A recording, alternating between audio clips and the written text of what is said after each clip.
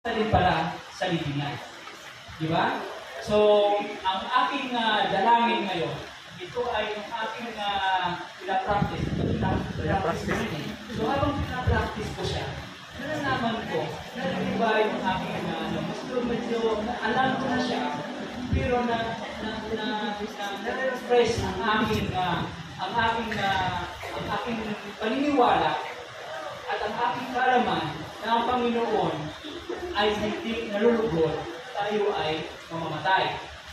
Kaya tayo binibigyan ng pag-asa at kung paano tayo mamuhay din sa ayon sa kanyang kalooban. Kanina sa lecture, sinasabi kanina na tayo ay may kanya-kanya tayong range ng ating mga kailangan sa ating katawan. Diba? Pinaghandaan natin, kung minsan maganda pa na wala tayong pera, mas healthy. Kasi ito na lang hindi na kailangan mag-jogging kasi wala ka namang kinakain. Diba? So, ako lumaki ako sa probinsya. Gusto ko maging mayaman. Para makain ko, malinom ko lahat ang gusto ko. Kaya gusto ko mag-aral. Pwede ko mag-aral din ako. Pero bago dyan ang lahat, ito, nag-upisa na. Kaya yung redaction ko lang kung muna, baka mas hahaba pa tayo.